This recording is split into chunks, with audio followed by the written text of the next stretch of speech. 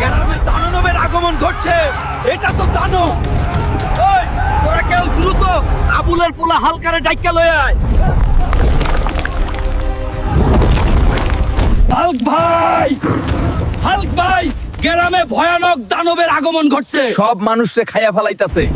কি গ্রামে দানব মানুষ খাইতাছে? তাইলে খাবার সময় শেষ, এখন দানবের শিক্ষা দেওয়ার টাইম। চলো। হাল্ক এসে গেছে।